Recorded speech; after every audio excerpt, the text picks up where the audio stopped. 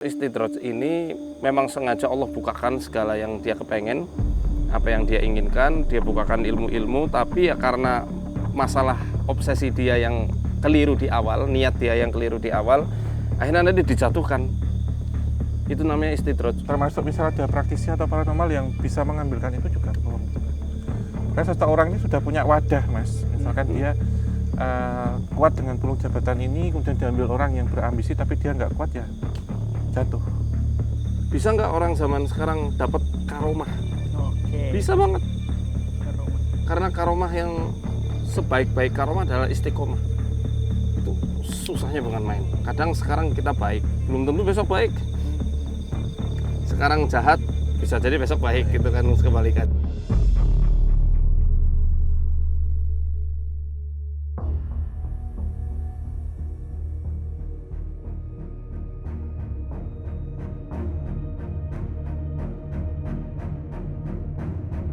Assalamualaikum warahmatullahi wabarakatuh. Balik lagi di KTJ. Teman-teman, kali ini aku dan Om Hao Ya. dan juga tamu spesial kita ada Ustadz Faizar. Alhamdulillah. Kita ini mau berziarah, teman-teman. Ya, Ustadz ya? Ya. Ya, Om ya. Iya, kita Alhamdulillah. akan Jadi berziarah napak tilas. kenapa tilas gitu? Gimana Ustadz, sehat? Alhamdulillah. Alhamdulillah. Om sehat, Om. Sehat, Bergas. bergas waras, mantep. Mudah-mudahan teman-teman juga sehat sehingga bisa menikmati perjalanan kita malam ini ya. Jadi dulu lokasi kita ini adalah Pelawangan Om ya. Ya, Ustadz ya? Lawang ya, berarti pintu ya, Pintu ya. gerbang ya. Jadi tempat yang kita mau kunjungi, tempat penziarahan itu atau petilasan itu dari sini sampai ke sana. Nanti tempatnya agak lumayan sedang lah ya Om ya, Ustadz ya. Ya. Nah, kita mau ke sana. Jadi teman-teman jangan kemana-mana. Pokoknya saksiin terus KTJ. Ayo Om. Kita langsung Langsung. sampai sana ya berarti.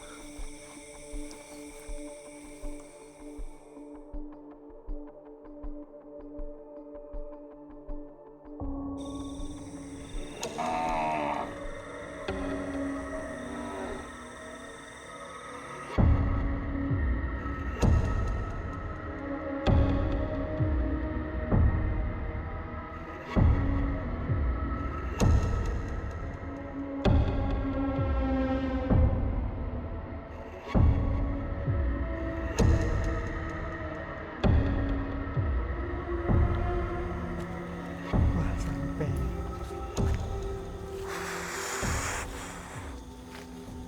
Wow. Masya Allah.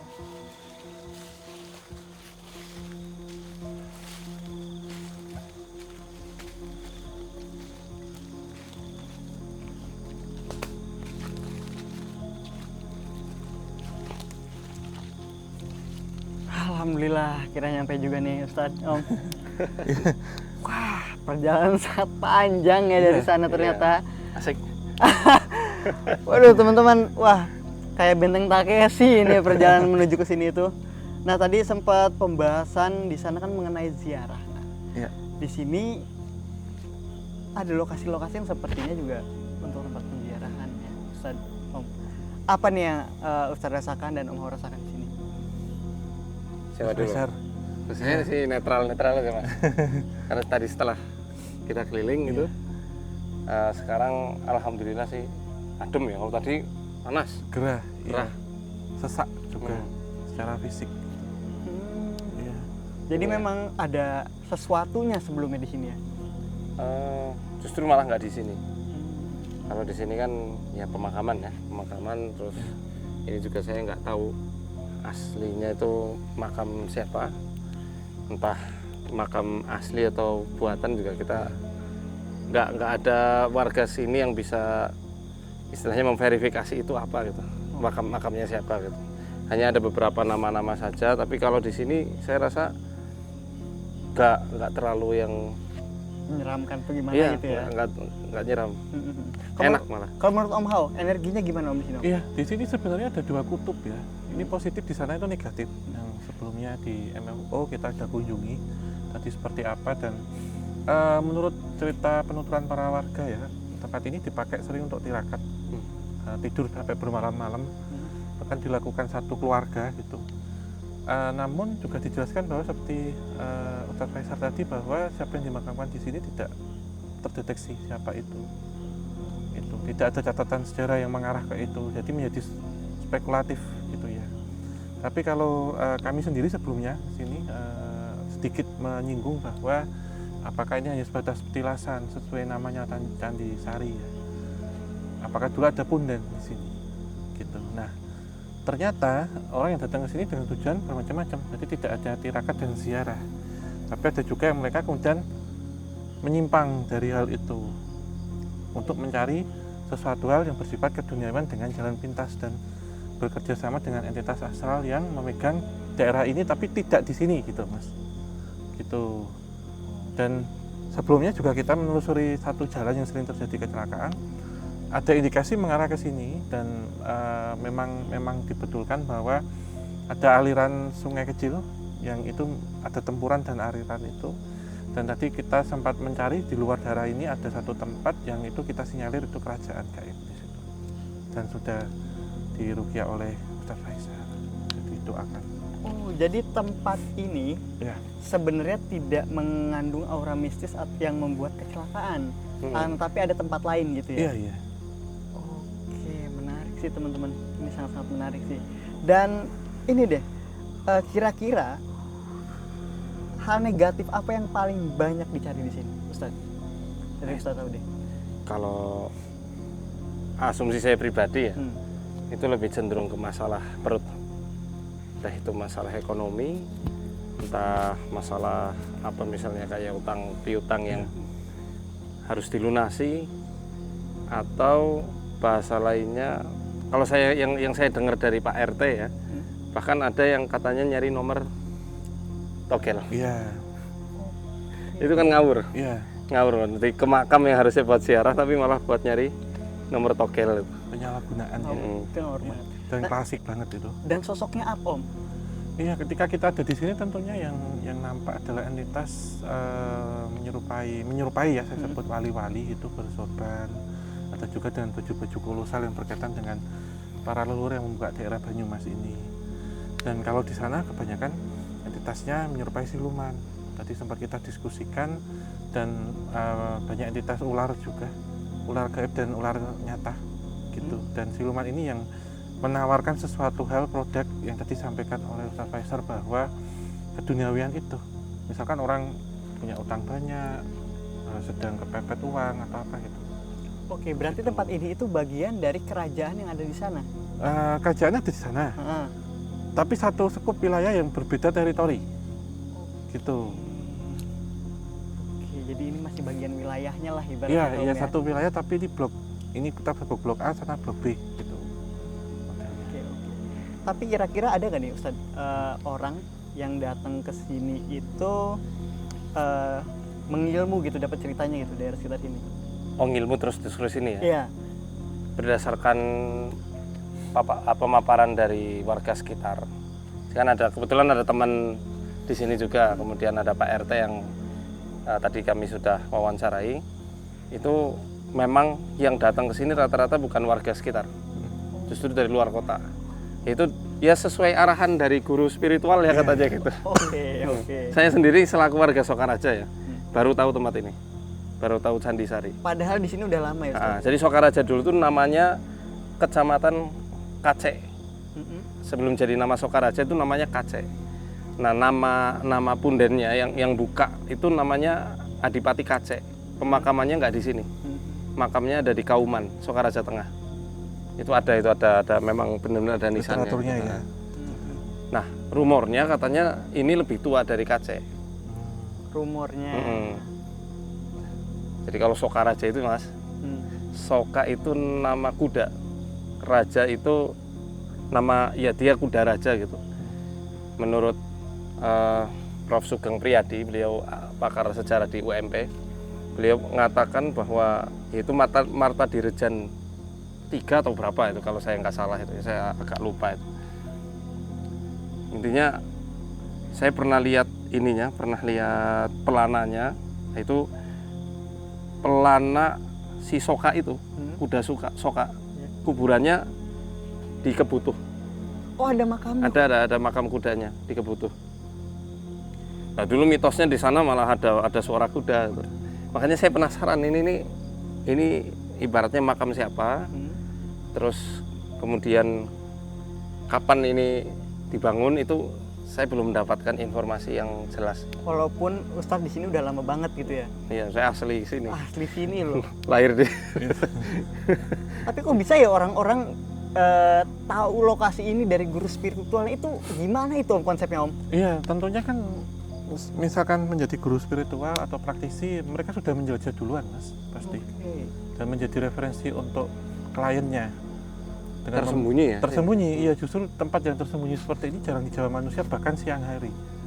Lokasinya di tengah sawah, jauh dari pemukiman, walaupun terdengar suara ramai, tapi orang ketika tidak bercocok tanam di sini malas untuk mengunjungi, apalagi tempat yang sebelah sana. Dengan catatan itu siang hari loh, apalagi malam. Kita aja tadi kayak malas ke sana Iya, kayak labirin kan, muter-muter gitu. Nah, orang yang datang ke sini mungkin dengan tujuan hajat macam-macam. Ada yang mereka memang ingin menyepi di sini, ingin berdoa, bertafakur di sini, ingin mendoakan leluhur di sini. Namun tentu ada orang yang ketika itu minta sesuatu, minta di sini gitu. Ada yang mereka positif memintanya, ada yang mereka negatif. Negatif mungkin membawa beberapa ubur api atau seserahan, dan dikasih kisi-kisi nanti di sini akan ketemu entitas apa. Bahkan orang yang ziarah sini tentunya ada yang sendiri, ada yang didampingi gitu untuk menggelar suatu prosesi ataupun ritual yang itu dilakukan. Memang sebenarnya ada malam tertentu yang ramenya itu, tetapi mereka menggelar suatu acara itu tentunya tengah malam, pasti jam-jam sekian. Ada yang sekeluarga juga ya? Ada sekeluarga ya, bahkan tidur sini sampai 2 hari ya Mas, saya tadi ya, 2 hari tidur. Keluarga loh Mas, satu keluarga. Sama anak istrinya. Sama anak istri. Nah, berarti niat banget ya datang ke Iya, sini tuh ya. iya, Emang iya. Oke. Nah, Om, apa kan ya? Kan tadi ada sekeluarga tuh ya, Iya, datang ke sini. Apakah itu juga berkaitan dengan pengambilan pulung? Apakah di sini ada pulung-pulung seperti itu juga, kayak jabatan dan lain-lain? Kalau menurut saya enggak Mas, karena yang ada di sini ketika sebenarnya ya, hakikatnya ketika kita berdoa itu tidak meminta yang dimakamkan. Kita mendoakan yang dimakamkan iya, tapi tidak meminta dengan yang dimakamkan. Dalam arti ini bahwa ketika kita berdoa mohon kepada Allah bahwa saya setidaknya disamakan dengan yang dimakamkan di sini. Jika yang dimakamkan di sini seorang leluhur atau pengageng, semoga saya sama nasib saya, keberuntungan atau karismatiknya, wibawanya itu sama gitu. Bukan kemudian di sini diminta. Nah, ketika ada penyimpangan meminta itu berarti ya mungkin terkabul, tetapi dengan siapa kan gitu. Ya disebut pulung itu ibarat kata gampangannya, tapi saya nggak meyakini kewahyunnya atau kuyungnya jatuh di sini. Mungkin beliau misal orang besar yang ada di sini memiliki, tapi kan tidak mudah untuk digapai, diunduh, nggak segampang itu gitu. Nah, kalau menurut Ustadz Faizal dalam Al-Quran, dalam Islam sendiri Ustadz, Pulung ya? pulung itu seperti apa tuh? Pulung tuh kayak keberuntungan gitu ya, atau Iya, wahyu wahyu, atau iya. ilham gitu ya. Iya. Atau mungkin lebih tepatnya orang yang ziarah itu namanya istizhar. Jadi istizhar itu kayak dia itu kayak mirroring gitu, merenungi, kemudian menghayati kisah perjalanan hidup dari seorang ulama, seorang apa misalnya wali, atau ketika ziarah ke makam Rasulullah itu merasakan dan meresapi betul gimana ketika mereka itu masih hidup gitu. Dalam ranah ini ya, ketika orang berziarah, kebiasaan ziarah ke makam-makam misalnya wali atau ke makam ulama, itu kan orangnya jelas gitu ya. Oh, ini makamnya misalnya Sunan Giri atau Sunan Gunung Jati atau Sunan Kalijaga, Sunan Ampel dan seterusnya. Atau mungkin nih makam ulama siapa. Kan di Jogja kan ada Kiai Dahlan ya. Iya, iya. Ya, Kiai Ahmad Dahlan misalnya, lihat. Kemudian kita mendoakan beliau, kemudian kita misalnya meresapi perjuangannya. Ini kan jelas ya. Iya. Cuma masalahnya di sini itu nggak jelas makam siapa. Kalaupun misal di situ ada tawasul atau misal ada apa istilahnya ya tadi, mencari pulung, ya saya sepakat kayaknya Enggak ada. Nggak ada ya? Iya. Apalagi nggak jelas nih siapanya, Iya. keturunan siapanya juga di sini ya. Ya karena makna dari pulung itu positif. Itu kawahyun. Jadi kawahyun kan memang dari yang Maha Kuasa. langsung jatuhnya, tidak bisa diambil. Oh jadi kalau pulung itu berarti jatuhnya takdir ya, udah takdir tiap orang Terpilih terpilih. secara langsung, secara positif. Misalkan pulung jadi seorang pejabat, jatuh pulungnya gitu, misalkan orang jahat seperti gitu. Tapi kalau dalam Islam sendiri ada nggak sih Ustadz kayak gitu? Pulung, iya. Kayaknya saya belum menemukan itu, Mas. Belum menemukan ya? Iya. Nggak ada kayaknya di Quran atau di hadis soal, kecuali apa ya? Kalau ilham itu ada. Ilham, firasat, tahdits, kasyaf. Itu semua potensi-potensi yang bisa dirasakan sama semua manusia. Tapi ada lagi yang namanya istidraj. Ini mirip-mirip kayak karomah, mirip kayak maunah, mirip kayak yang tadi yang sudah kita sampaikan. Cuma masalahnya kalau istidraj ini memang sengaja Allah bukakan segala yang dia kepengen, apa yang dia inginkan, dia bukakan ilmu-ilmu, tapi ya karena masalah obsesi dia yang keliru di awal, niat dia yang keliru di awal, akhirnya nanti dijatuhkan. Itu namanya istidraj. Jadi dia memang dapat jabatan, mungkin atau dapat ekonomi yang bagus, kemudian karir yang baik, ya, kemudian kehidupan yang mapan, tapi kemudahan-kemudahan itu hakikatnya semu, nanti akan digulingkan. Itu istidraj. Kemudahan-kemudahan itu semu, teman-teman. Jadi harus hati-hati ya, bahkan ya. Jaga niat di awal itu sebenarnya. Jaga niat ya. Sama tata cara. Walaupun orang itu berbuat jahat, tapi dia dapat, kan banyak nih sering lewat-lewat nih, ada orang mohon maaf, kasarnya pemabuk, jahat dan lain-lain, pokoknya hal-hal sifat setan aja ya, ada pada diri dia. Tapi dia kayak kehidupan di dunianya itu happy-happy aja gitu, duit banyak, karir bagus dan lain-lain. Apa itu termasuk istidraj? Iya. Jadi di Quran surat An'am itu, falamma nasu ma dzukiru bihi fatahna alaihim abwaaba kulli syai. Ketika ketika mereka itu melupakan apa yang telah diperingatkan kepada mereka, fatahna alaihim abwaaba kulli syai. Maka kami bukakan untuk mereka itu banyak sekali pintu-pintu kebaikan. Ya kayak maksudnya pintu kebaikan di sini kekayaan, anak-anak yang cantik-cantik, ganteng-ganteng, istri yang cantik gitu ya. Karir yang bagus tuh. Tapi ketika itu juga kami ambil sekonyong-konyong sampai dia itu ibaratnya kalau orang Banyumas bilang kolos jentik, kolos jari itu gigit jari. Kita mau pelisun itu dia gigit jari gitu. Itu kalau istidraj. Nah kalau ilham, masalah ilham, firasat, tahdits itu memang bisa, Mas, bisa terjadi sama siapapun. Dan nggak mesti harus ke makam keramat. Iya. Karena yang terbaik itu ya sebenarnya biasanya ini justru malah ilham datang ketika orang itu dalam kondisi pasrah total, habis tahajud, habis sholat duha, tobat terus menerus gitu. Kemudian waktu tidur dapat ru'ya namanya, mimpi yang benar. Ini loh pilihannya yang baik tuh ini, jalanmu tuh ini, bisnismu atau apamu yang sebelumnya ini nggak baik bisa mencelakakan atau potensi ditipu orang. Biasanya akan dijabarkan itu sama Allah di mimpi atau mungkin melalui firasat, Mas. Iya.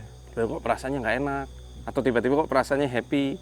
Nah itu coba di situ Allah kepengen kita itu punya tawasum. Mutawasim itu artinya orang yang pandai menangkap sinyal-sinyal ilahi. Sinyal ilahi itu nggak mesti harus bentuknya fisik ya. Kadang imateri, ya esoterik itu. Iya. Yang cuma bisa dirasakan sama hati. Batiniah itu ya. Batiniah. Menarik teman-teman. Iya. Sepakat, mungkin pulung juga bisa seperti ilham sih, Mas. Karena memilih dia tidak bisa diambil. Oh nggak bisa yang namanya merebut pulung orang itu nggak bisa ya? Nggak. Misal pun bisa itu tidak akan berkah. Nah, karena pulung jabatan jadi apa, misalkan tuh lurah misal ya, diambil nanti mungkin orang yang sebenarnya nggak kebagian itu tapi mengambil mungkin nggak bisa amanah gitu. Kalau dalam Jawa, Om, iya. Berarti pulung itu jatuhnya dari mana? Dari sang kuasa. Dari sang kuasa. Iya, berarti seperti ilham mungkin sama. Makhluk-makhluk yang mereka berjanji atau bahkan menawarkan pulung itu berarti budaya ya? Itu budaya benar. Itu termasuk misalnya ada praktisi atau paranormal yang bisa mengambilkan itu juga bohong juga. Karena seseorang ini sudah punya wadah, Mas. Misalkan dia kuat dengan pulung jabatan ini, kemudian diambil orang yang berambisi tapi dia nggak kuat ya jatuh. Gitu.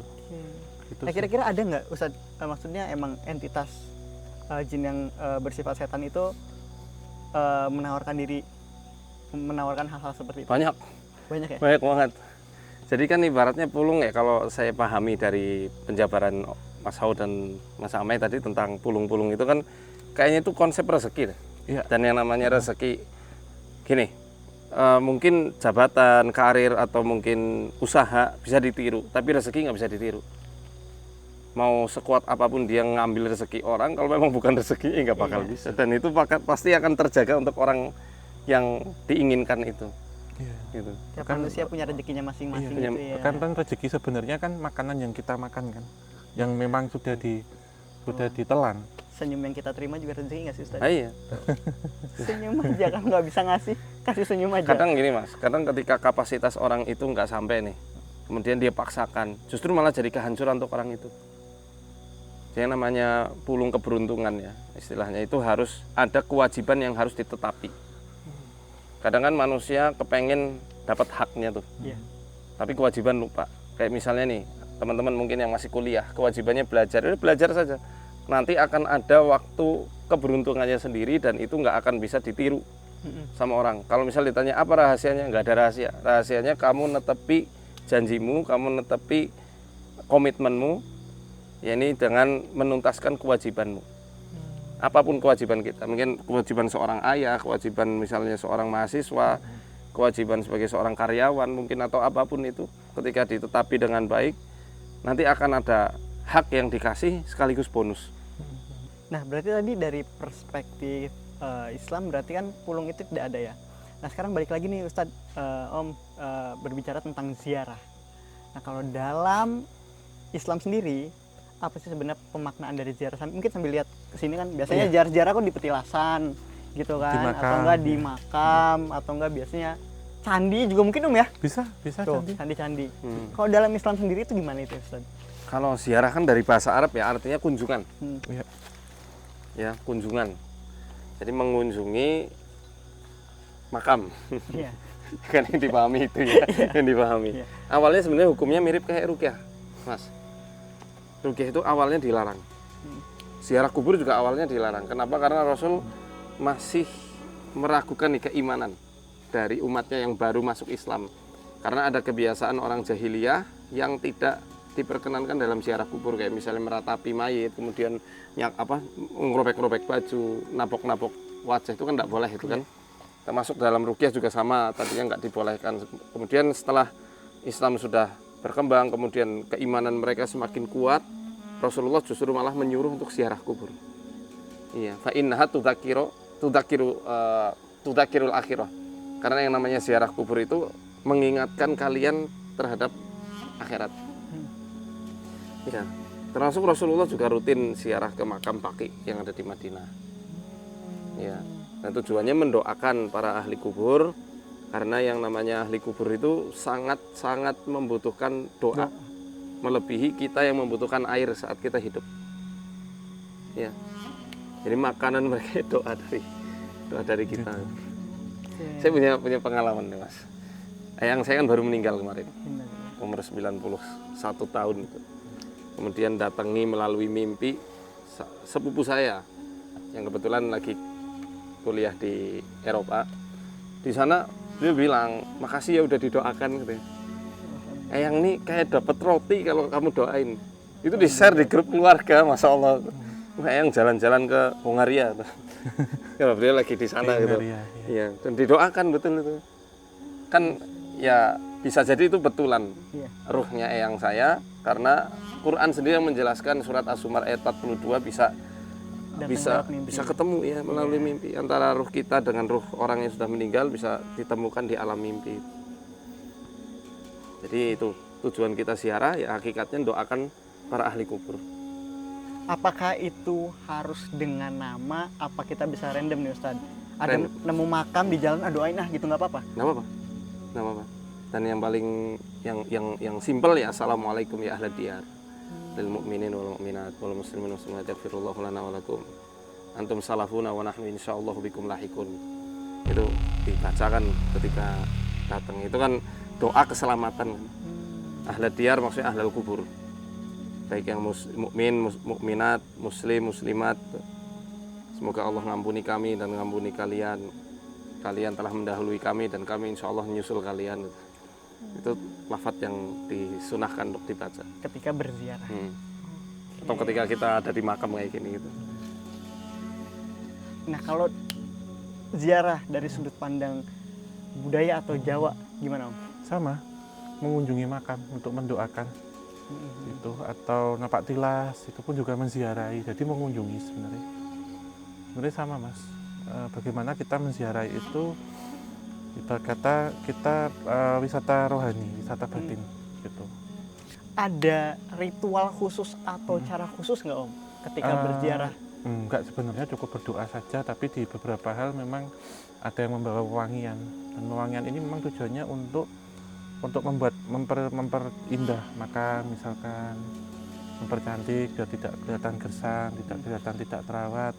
Kemudian kalau menggunakan dupa atau menyan, di situ tujuannya sebenarnya filosofinya asap dupa ataupun asap dari menyan yang dibakar itu adalah doa yang membumbung ke atas, ke langit gitu. Selain itu memang mungkin penyimpangannya gitu, misal bunga untuk sesaji itu kan tujuannya beda-beda Mas, niatnya. Tapi kalau ziarah pasti positif tujuannya. Untuk menapak tilas itu tidak, kalau kita bilang napak tilas tidak harus ke makam, tetapi jejak dari leluhur atau pendahulu kita itu kemana saja gitu, menapak tilas gitu.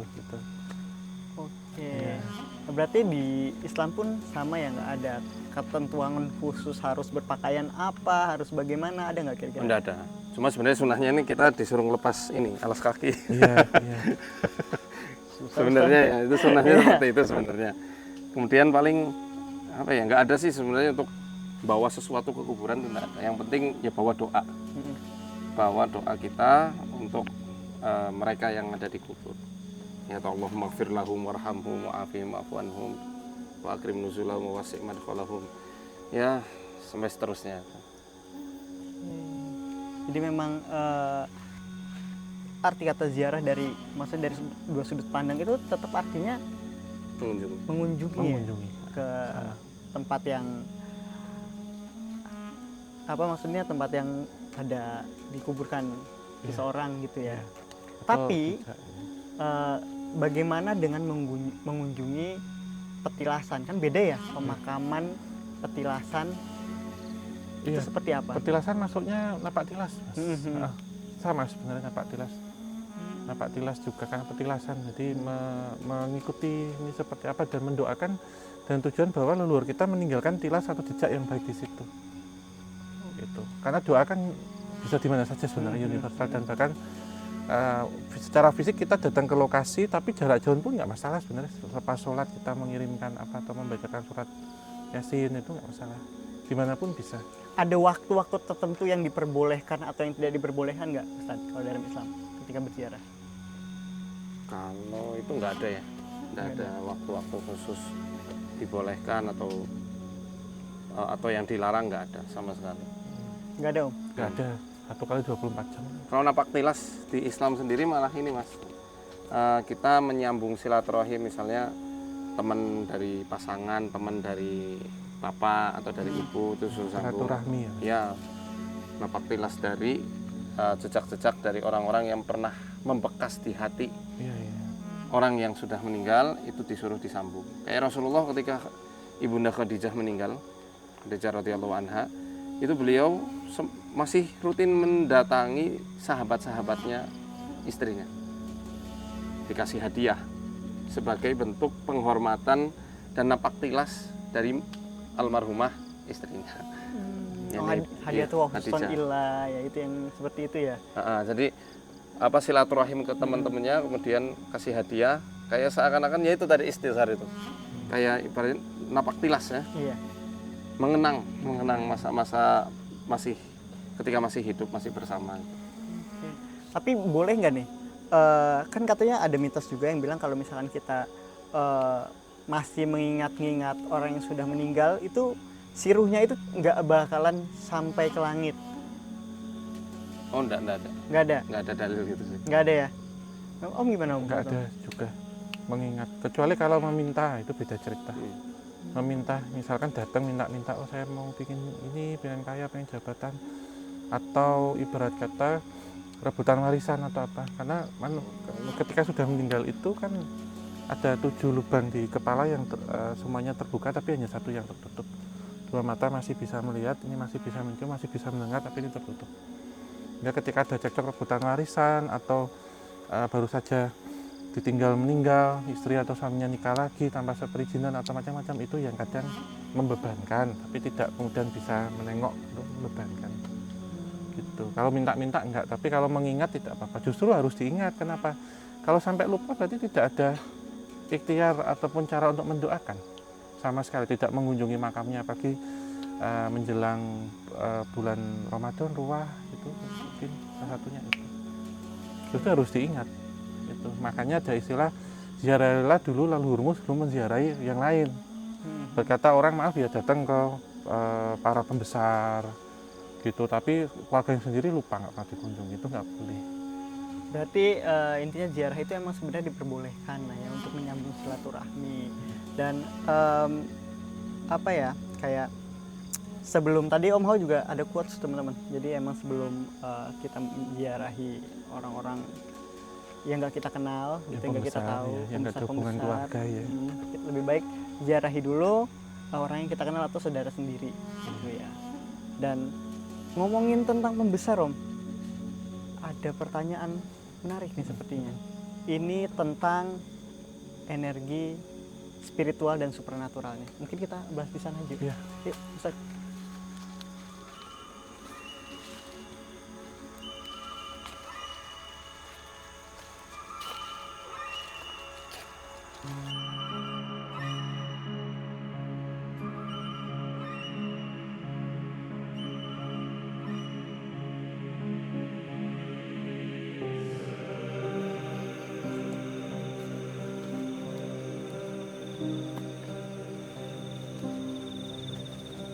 Masya Allah. Nah, ini ya Ustadz, Om, tempatnya ya.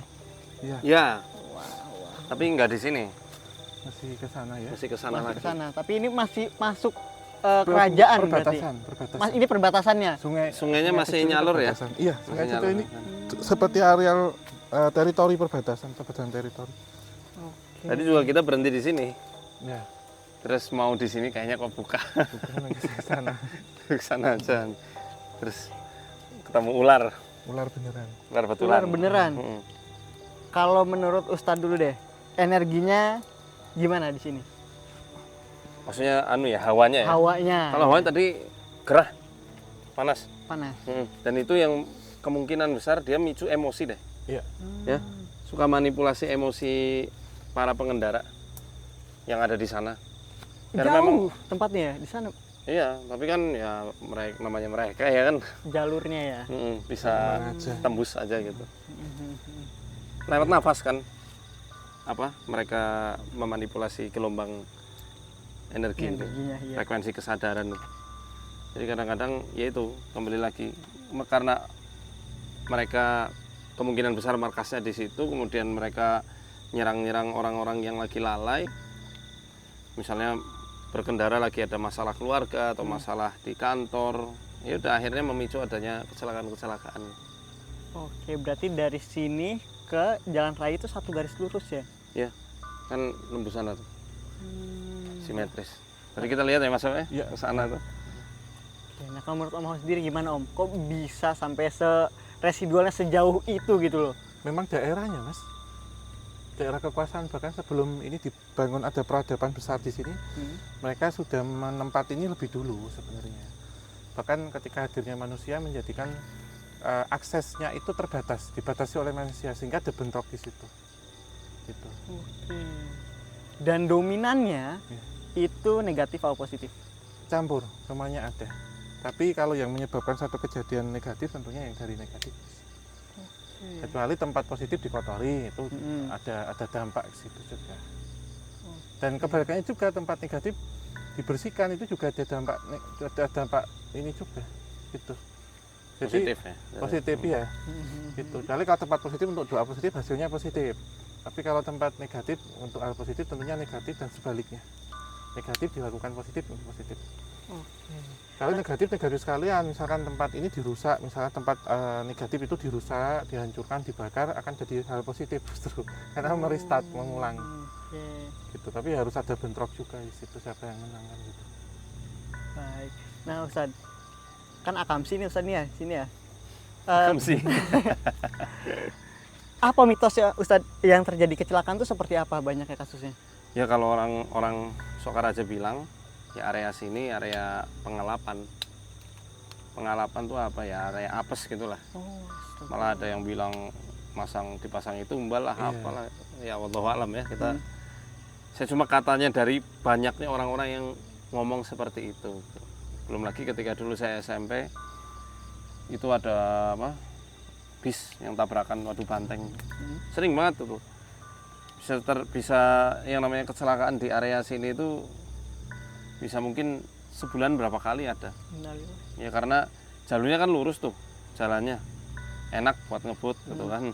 Terus kadang-kadang juga ya itu sekali lagi ketika pengendara itu lalai atau dalam kondisi frustasi, emosi, kemudian pengendara yang kurang sadar akan resiko berkendara dengan tergesa-gesa, itu yang menyebabkan faktor resiko orang tersebut terkena kecelakaan gitu. Jadi memang nggak sepenuhnya karena setan.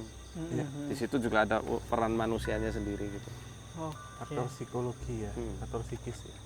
Dan biasanya Om, yang nah kan misalkan kita anggap ada faktor setan tadi ya. Iya, iya. Itu penyerupaannya seperti apa Om yang mengganggu pengguna jalan biasanya? Iya, manipulasi pikiran, misalkan jalan yang seharusnya belok dibikin lurus. Kemudian faktor emosi, seperti emosi yang tertantang, dikaburkan penglihatan atau disumbat pendengaran sehingga tidak bisa melihat secara jelas atau tidak bisa mendengar secara klakson. Secara gangguan yang benar-benar real nampak ya, misalkan ada sesuatu yang menyeberang dengan cepat atau ada kendaraan berlawanan arah kemudian banting setir gitu Mas. Gitu. Jadi pemicu-pemicu kecelakaan di jalan. Gitu. Banting setir, merem mendadak, ngebut, belokan ternyata lurus, jalan lurus gitu. Nabrak pohon paling sering, antara adu banteng, nabrak motor atau motor yang tidak ada konsentrasi tapi memicu kecelakaan di belakang itu bisa juga. Misalkan seseorang yang tiba-tiba ambil rating kanan, tanpa rating ambil kanan gitu. Rating kanan belok kiri. Itu ibu-ibu. Waduh. Itu misalkan tuh bisa kayak gitu-gitu Mas. Jadi bentuknya macam-macam ya, kan Macam-macam. di sini kan kerajaan ular tadi ya, Iya. ya Ustadz ya, sebenarnya kerajaan ular ya. Iya. Apakah sosok yang mengganggunya itu juga berupa ular Om? Macam-macam. Tapi sebelumnya tadi waktu di MFO saya melihat bahwa ada entitas yang dari badan kepada manusia tapi kepalanya ular memang atau menyerupai buto hijau. Gitu. Dan asli penghuni kerajaan sini. Saya tidak bilang itu asli. Yang kita temukan ya, tapi memberikan satu korelasi bahwa sungai ini mengarah ke sana dan ada satu jembatan.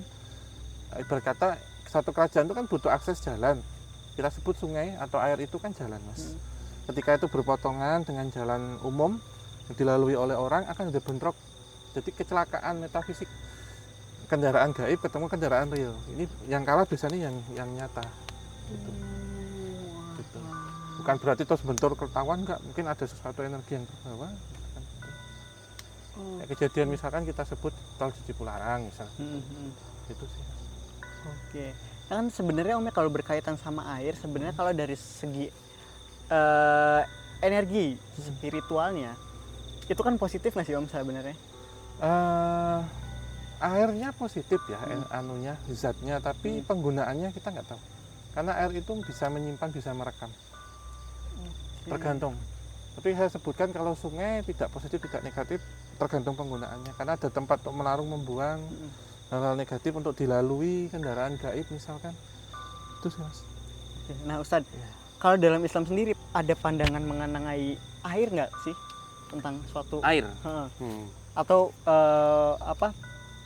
Tadi tuh Om, semacam kayak perjumpaan antara air asin atau air payau dan lain-lain, itu ada nggak sih? Iya, jadi begini. Mungkin sebelum itu saya akan bahas satu ayat yang ada dalam surat Al-Anbiya ayat 30. awalam yarul ladzina kafaru anna samawati wal ardu kanata ratqan wa ja'alna minal ma'i kulla syai'in hayy afala yu'minun. Kami telah menjadikan dari air itu segala sesuatu hidup, termasuk jin. Loh, jin bukannya dari api, betul. Tapi di Quran dikatakan wal janna khalaqnahu min qablu min naris samum. Kami ciptakan aljan, nenek moyangnya bangsa jin semuanya, dari api yang tanpa asap. Oh iya. Itu. Jadi ada hipotesa dari ilmuwan-ilmuwan muslim itu plasma. Sehingga jin ini kayak jadi penghantar listrik tuh, elektromagnetik. Sedangkan tadi kita lihat di sana kan tempatnya lembab. Itu menguatkan posisi mereka, hegemoni mereka dikuatkan dengan adanya air. Dan kita tahu bahwa ada hadis riwayat Bukhari bahwa Rasul mengabarkan iblis itu membangun singgasananya juga di atas air. Iya. Iya. Di atas air, di atas samudra itu. Nah, ibaratnya ya ini mungkin pimpinan rantingnya ya. Iya, cabang. Cabang ranting. Ranting Sukor itu. Sehingga dia cuma ya dia bangun kerajaannya ya ada di atas Tanjelik itu. Yang menjadi mungkin sumber penghidupan mereka karena mereka juga butuh minum. Oh, kalau minum apa nggak padam itu kan dari api kemudian udah minumin. Api itu kan bahan dasar mereka, sama kayak kita bahan dasarnya tanah. Apa sekarang kalau kena hujan kita jadi luntur, Jadi lempung enggak ya? ya jadi lembung, jadi lembek kan enggak. Sama jin juga kayak gitu. Awalnya memang dari api yang tanpa asap itu. Ya, kemudian ketika mereka sudah berubah ya mereka jasad yang fleksibel. Oh iya. Kadang kayak asap, kayak gelembung, nggak jelas lah itu. Iya. Dan kemudian suka mewujudkan diri, Menyerupai sesuatu. proyeksi mereka ya biasanya tergantung energi alam sekitar, residu dari manusia sendiri. Makanya mereka, saya katakan mereka itu makmum kita. Mereka bisa menyerupai sesuatu ya gara-gara manusia yang ada di sekitaran situ. Kemudian apa misalnya, ya macam-macam lah.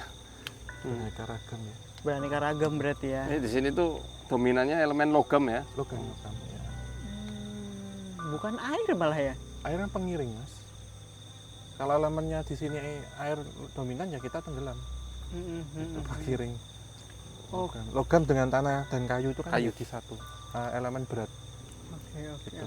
Elemen fisik yang bisa nyata. Kalau air dan api kan sebenarnya satu elemen gampangannya yang kita pegang itu nggak akan bisa kecuali dia membeku gitu loh, Mas. Gitu. Api pun sama. Mungkin Ustadz, Om, kita bisa Mendekat ya. ke sumbernya gitu loh. Boleh. Tapi hati-hati, ini ada Semutnya mana? semut ragrang. Masa saya Ini Om ya? Iya, Mungkin tadi Om haus sama Ustadz udah ya? sudah. Mungkin Mas Hamid Oh sekarang. iya, mungkin aku deh, coba deh. Nah. Bismillahirrahmanirrahim. Iya, tadi. Kok anget sih airnya? Iya, hangat beneran. hangat. Anget Ustadz.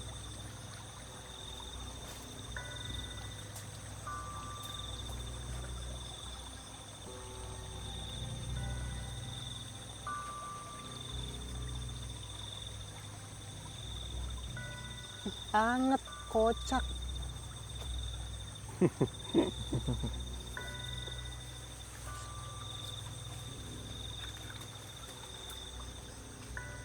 Wah, ini batu. Oh iya. Iya. Ini di batu ini, Mas Sam.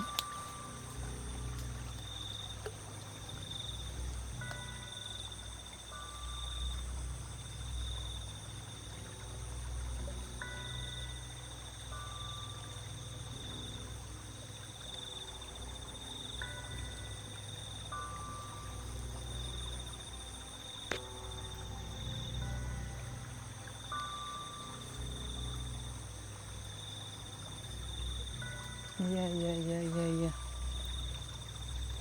Anget teman-teman. Kita ada energi yang tersalurkan. Dan ini pembatas Om. Iya, pembatas.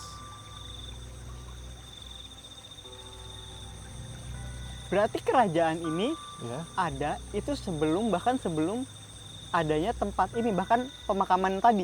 bisa dibilang demikian. sekali ya. Masya Allah. Dan sana ada sumber air panas tuh. Hangat Ustadz, serius. Ya. Airnya? Ya tadi soalnya saya keblosok tadi. Dari saya nyuci kaki di situ memang hangat. Betul kan. Berarti ini ada kandungan energi spiritualnya nggak sih Om di situ Om? Ya, Masih kuat pasti, gitu loh. Pasti. Ya, karena dulu juga tidak jauh dari sini ada sendang atau ada belik. Belik itu sumber mata air yang sering dipakai untuk mandi beberapa peziarah atau sebelum melakukan ritual di sini. Menarik. Jadi emang dari zaman dulu berarti sampai sekarang energi spiritualnya itu masih kuat. Dan yang Ustadz rasain gimana Ustadz pas pertama kali datang ke sini dan sekarang selain hawa panasnya itu? Waktu awal banget nyaman. Saya malah waktu itu kan datang ke sini survei ya. Pas bulan purnama. Wah, enak nih ngopi di sini gitu. Sepoi-sepoi gitu, di tengah sawah gitu. Lebih cenderung ke situ. Lebih cenderung ke situ ya. Kemudian makanya saya nggak yakin masa iya sih yang ganggu dari sini gitu. Nah, terus kemudian Pak RT bilang kalau yang ganggu katanya wujudnya itu perempuan pakai payung dan lain-lain. Mungkin masing-masing orang lihat beda-beda gitu ya. Penggambarannya. Katanya di sana di Tanjelik. Nah, saya Tanjelik itu penasaran. jembatan ya? Tanjelik tuh ini Pintu apa? air. Air yang Pengatur air gejlik ya. Iya. Air terjun kecil itu. Kalau orang kita bilang Tanjelik itu. Iya. Itu ada di sana. Banyak upas ular di situ. Kulit ular. Iya. Melungsungin ganti kulit itu. Karena di sana ada papringan, ada pohon bambu. Khawatirnya ada kobra juga. Yang saya khawatirin malah itu kobra betulan. Iya juga sih. Soalnya kayak habitatnya banget gitu ya. Apalagi didukung dengan tadi Om ya, habitat si makhluk itu juga gitu ya, lembab. Terus ada kerajaan juga. Sehingga emang tempat ini jadi terbilang apa ya? Jadi home sweet home lah buat mereka gitu. Nah, sekarang aku mau nanya nih Ustadz, kalau dalam hal-hal spiritual gitu ya, bisa nggak sih orang-orang zaman sekarang itu punya kemampuan kayak orang-orang terdahulu gitu kan? Mungkin Ustadz pernah dengar cerita orang terdahulu sakti-saktinya seperti apa ya? Bahkan jangan orang terdahulu deh, dilihat dari cerita-cerita mungkin ketika Ustadz di Mesir atau lagi perjalanan kemana, itu bisa nggak sih Ustadz? Sangat-sangat bisa. Kalau saya memaknai spiritual sebenarnya bukan dari kesaktian, bukan dari kejadukan, tapi dari seberapa sadar dirinya orang itu. Jadi seberapa terstrukturnya kesadaran uluhiyah, kesadaran hamba, orang itu bisa mensinkronkan antara batinnya dengan Allah. Sehingga dimanapun dia berada, yang dilihat ada Allah di situ. Maksudnya bukan zatnya Allah, tapi ada pengawasan Allah di situ. Itu sakti-saktinya spiritualitas. Spirit itu kan dari ruh ya, bukan hanya sekedar dari nafas, dari jiwa. Kalau jiwa kita kadang terkontaminasi sama jiwa binatang kita, jiwa predator ya kan. Kadang dari korin juga itu. Tapi kalau spirit itu sesuatu yang murni, yang jernih, yang itu memang ruh. Ruh kita kan ibaratnya nggak mati, yang mati jasad kan, nafas itu yang bakal mati. Oleh karena itu bisa nggak orang zaman sekarang dapat karomah? Oke. Bisa banget. Karomah. Karena karomah yang sebaik-baik karomah adalah istiqomah. Itu susahnya bukan main. Kadang sekarang kita baik, belum tentu besok baik. Sekarang jahat, bisa jadi besok baik gitu kan, kebalikannya. Makanya tahap spiritualitas yang seposisi selevel dengan orang-orang terdahulu, para salaf, bisa banget, bisa. Kalau kita mau jihad, mau bersusah payah dalam rangka taat sama Allah. Oke, makasih Ustadz. Menarik banget. Iya. Aku jadi banyak pertanyaan nih, tapi nanti dulu ke Om Hao dulu. Om Hao, Iya. Kalau dari sisi spiritualis budaya ya,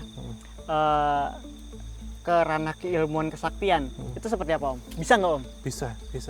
Sangat mungkin sekali Mas, bahkan nggak hanya ilmu putih tapi ilmu hitam juga. Ilmu hitam ya? Iya, tergantung orang ini bisa melakoni lelakunya sejauh mana, sekuat apa, dengan konsekuen dengan risikonya, mungkin dengan tujuannya gitu. Dan apakah dia terpilih untuk melakukan itu sangat bisa.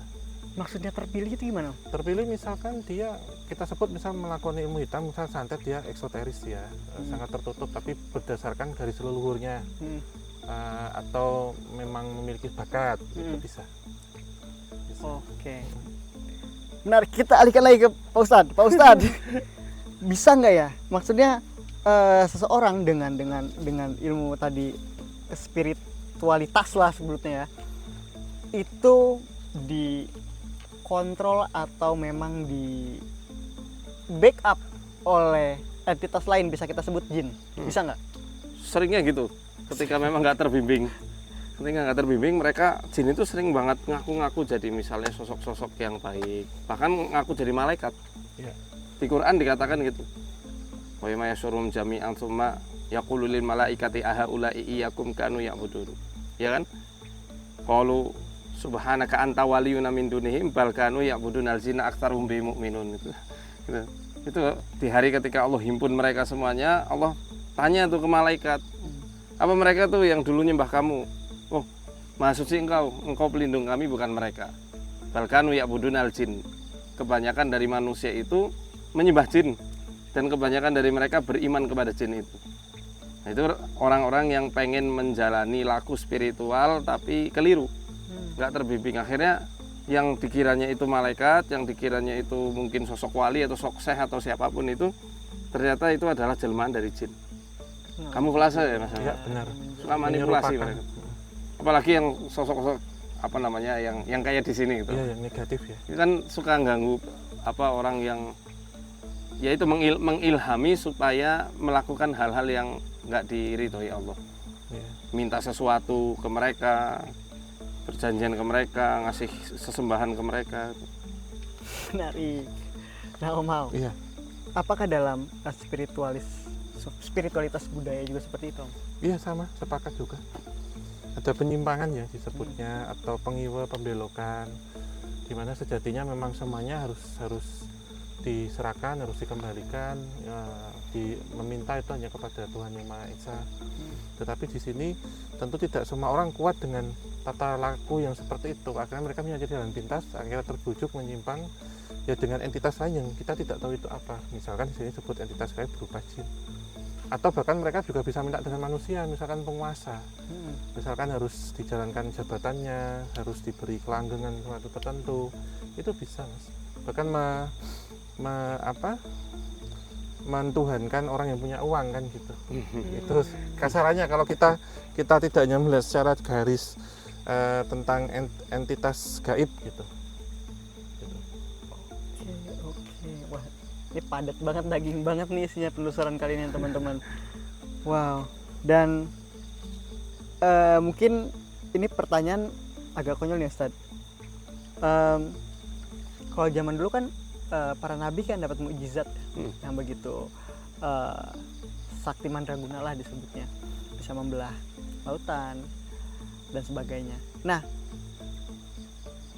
kan kalau kita ngedengar cerita orang-orang terdahulu juga nggak beda jauh kan, ada orang bisa berjalan di atas air, ada orang bisa masuk lubang angin pakai saifi angin ilmunya, terus ada orang bisa berubah jadi macan mungkin dan lain-lain. Apakah di era modern seperti ini, in this economy nih Ustadz, apakah masih ada manusia yang bisa punya kemampuan atau skill 1, 2, 3 seperti itu? Nah, sebelum saya jawab, saya nanya, ketika Nabi Musa itu membelah lautan, itu atas ilmunya atau diberi petunjuk? Teman-teman jawab di kolom komentar. Ya, kan diberi petunjuk ya. Saat itu justru malah Nabi Musa ketakutan tuh. Belakang Fir'aun sama pasukannya, kavaleri, pasukan infanteri semua udah ngejar.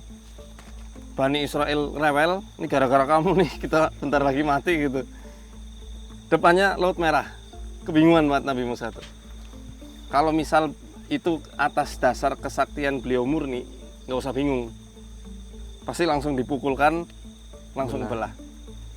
Itu kan karena atas wahyu dari Allah. Musa, itu tongkatmu pukulin ke laut, nanti laut bakal kebelah. Bahkan cuma disuruh pukulin aja ke laut. Ya Nabi Musa sami'na wa ta'na. Dipukulkan, kebelah. Kaget. Nabi Musa pun kaget. Dan itu kalau misalnya Allah izinkan Nabi Musa masih hidup pun di zaman ini, suruh belah parang tritis mungkin nggak bisa. Kritis. Ya karena itu momen-momen tertentu gitu. Iya. Beliau diberlakukan, bukan melakukan sendiri. Sama kayak waktu duel sama penyihir kan, Nabi Musa takut. Fa'ujasa fi nafsihi khifata Musa. Muncul rasa takut. Kok tongkat sama tali bisa Berubah jadi ular. kayak ular itu. Baru Allah hilangkan rasa takutnya, suruh lempar itu tongkat. Kenapa kalau misal beliau tahu sendiri langsung dilempar jadi ular, nggak ada rasa takut harusnya. Jadi sisi manusia beliau beliau memang nabi, beliau bisa berbicara langsung sama Allah, tapi sisi psikologis manusianya masih ada. Dan ternyata ibaratnya nggak ada manusia yang sakti dalam tanda kutip kecuali yang Allah tolong. Kalau mukjizat memang awalnya Nabi itu nggak tahu. Kayak Nabi Musa ngelihat ada api gitu, kan beliau takut dulu ini apa. Iya. Nabi Isa alaihissalam dalam perspektif Muslim ya. Dalam Quran dikatakan bolak-balik ketika beliau itu niupkan tanah liat yang dibentuk seperti burung, ditiupkan kemudian bisa jadi hidup. Apa kata Allah? Bi'idni, atas izinku. Bukan atas tiupan Nabi Isa sendiri gitu. Dan nabi-nabi yang lain yang punya mukjizat-mukjizat itu. Jadi kalau dikatakan manusia-manusia yang punya kesaktian itu, kita perlu hati-hati. Imam Syafi'i mewanti-wanti, kalau kamu lihat orang yang bisa berjalan di atas air, Shinobi itu, Naruto. atau terbang melayang di udara, fala taghtaru, jangan kalian tertipu dengan kemampuannya sampai kalian lihat bagaimana posisinya dalam memposisikan Quran dan Sunnah. Itu kata Imam Syafi'i seperti itu. Patokan dalam Islam seperti itu. Berarti kalau dilihat dari apa kata Imam ya, berarti kemungkinan bisa ada ya? Bisa ada.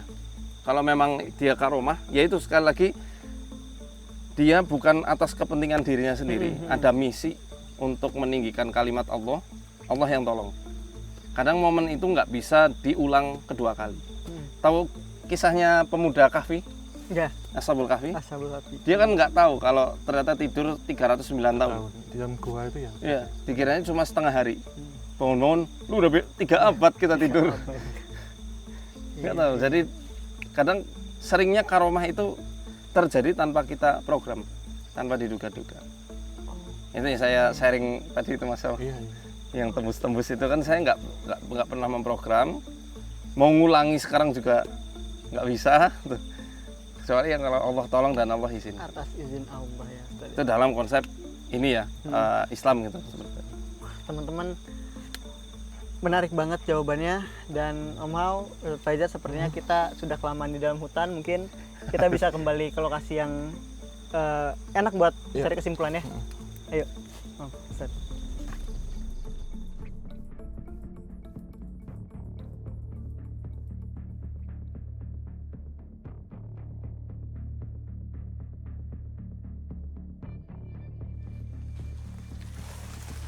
Masya Allah.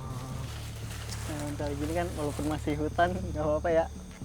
Cuman tempatnya isinya ustaz semua di sini. Nah, Ustaz, Om Hao, tadi kita udah banyak bahas dari ziarah hingga ke hal spiritual. Tapi sebenarnya banyak sih mungkin teman-teman pertanyaan-pertanyaan, boleh langsung tulis di komen juga gitu tentang hal-hal seperti ini, karena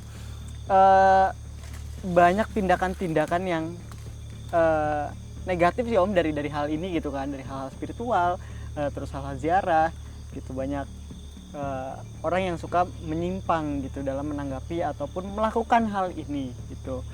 Nah, kalau dari Ustadz dulu deh, kalau dari Ustadz, dari pembahasan tadi kita itu yang baik untuk teman-teman menyikapinya itu seperti apa Ustadz?